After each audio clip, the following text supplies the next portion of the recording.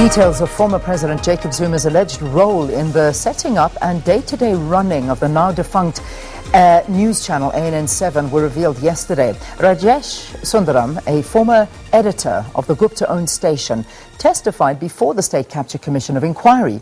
He accused Zuma of having a hand in the drawing up of the station's editorial policy, which was meant to be a propaganda instrument for his benefit. To discuss this further, we're now joined by Thandi Smith, Head of Policy Program at Media Monitoring Africa. And of course, she's there via Skype. Great to have you. Thanks, Thandi, for your time.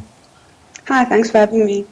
So, allegations of Zuma's close relationship with the Guptas are in the public domain, and we've heard about this. So, if Sundaram is to be believed, did you actually sort of, did you see these allegations, before this testimony in terms of this news channel and what was actually happening there?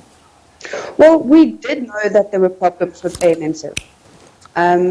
It was something that was broadcast widely. It was unpacked. We critiqued it.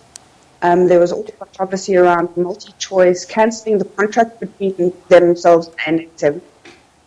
We also knew of reports of not good working conditions within the broadcaster. But I think the level of interference and the blatant agenda was not expected. I think that has come as a surprise. But, like I said, it is something that was a concern previously. We did know that there were the editorial issues. And now we just see those being unpacked. Yeah. So if the allegations are true, what do they demonstrate about the level of interference at the news channel? Well, I suppose it just shows how easy it is to have a different agenda, to have instances of editorial interference within a newsroom. And it speaks to why we call for issues of accountability and transparency in journalism. It's not just a simple case of, editorial issues or like I said, just plain interference, but it's an actual disregard of principled journalism. Yeah.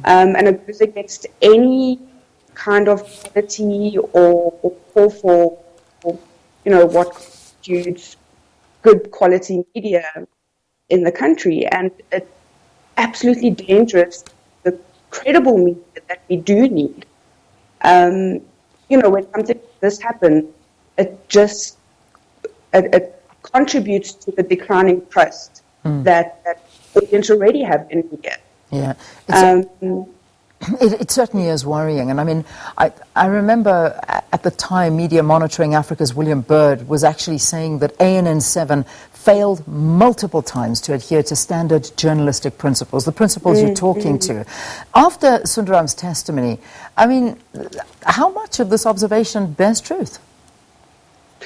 I think it's become absolutely clear. I think that what we're seeing is that the calls that we had previously about disregarding principled journalism is coming out. The one big thing that should be an absolutely no-go is interference of owners within the newsroom, whatever sort of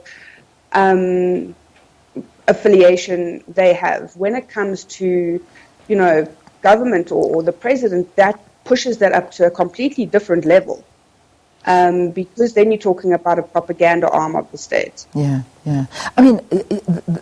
Some of the testimony that was said was, and I quote here, President Zuma was very much involved in the running of the station in the sense that there were regular review meetings and he would give feedback as to everything.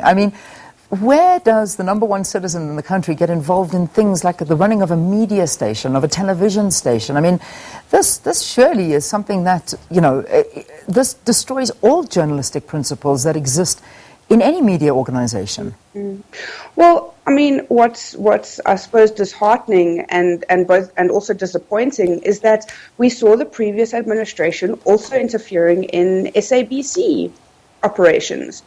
We've just come out of years of dealing with interference in editorial decisions.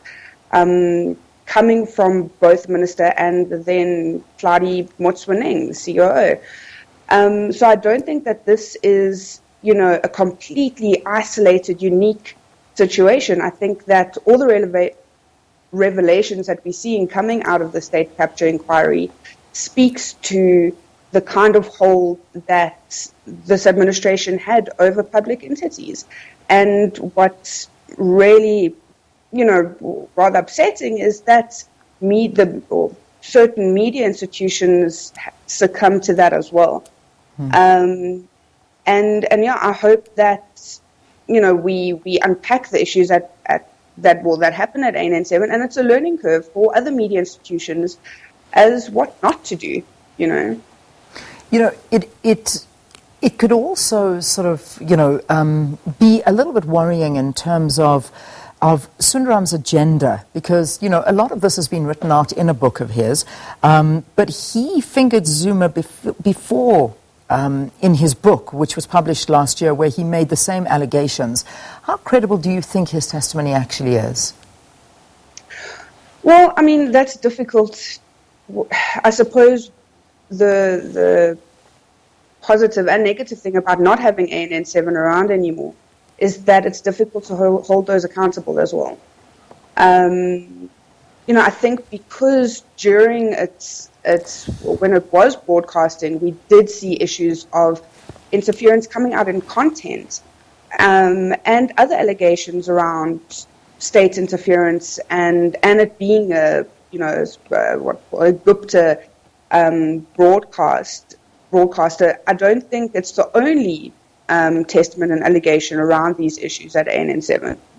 So the more you have people talking about this, and the more that you see the evidence around these things, you can't help but to, think that these issues are a true reflection of what happened. And again, it's just, really, it's not a good day for journalism in South Africa, because again, we're dealing with issues of credibility and trust in media. Yeah. I mean, it was a very difficult time for South Africa as well at that time, when we were constantly being questioned in terms of, who do you believe? And if you cannot believe the media, then where are we living? And that's the reality. And that is, I think, bringing into principle more than anything. I mean, if we take just this case as an example, treading on media freedom has to be one of the most difficult places that any country could go. And that, unfortunately, if this is to believe, that is where we were treading. And we've got to work very, very hard to recover from that. Absolutely. And, although we're having issues of media trust and credibility at home, I mean, on the positive side, we're still one of the most media-free countries on the continent. And we need to keep that up. We need to maintain that level of media freedom. And I suppose, another positive thing is that we do know that this happened. We do know that there were issues at ANN7. And the more transparent these processes are, the better for media generally.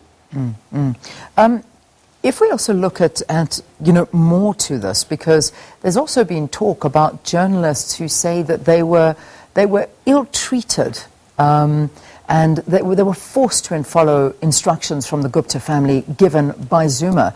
What should journalists do when placed in a predicament like this?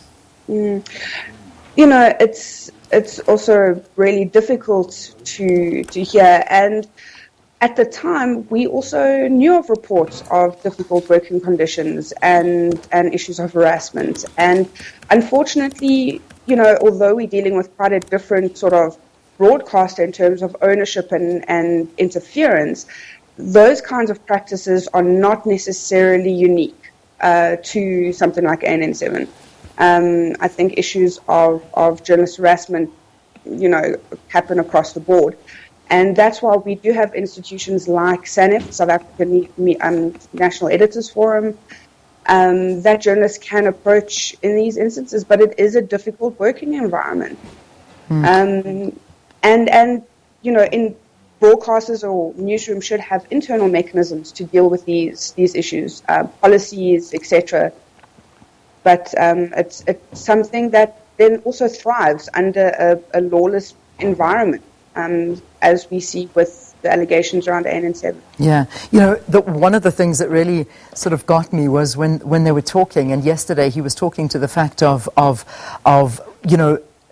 hiring models, where he went on to say that Atul Gupta got up and suggested, let's hire models so nobody actually questions. No journalist or an anchor perhaps that may have a bit of integrity questions what we're running here. And that in itself is a massive worry. And many people had looked on at that and said, I've never seen these faces before, or I've never heard of these people before.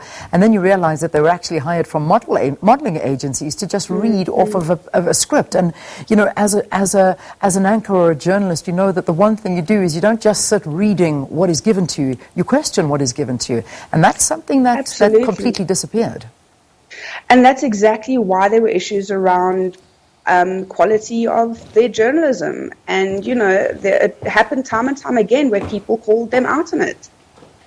And I think that, audience needs to be far more critical about the kind of media that they're consuming. And when things don't seem to be going according to, various conduct and ethics, we need to call that out.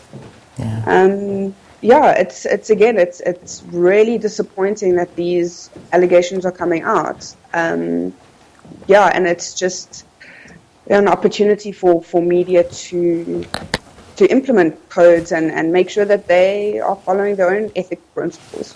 Indeed, and we never get to a position like that again. Thandi Smith, thank you very, very much for talking to us. Head of Policy Program at Media Monitoring Africa, talking to us about the levels of alleged political interference at ANN7.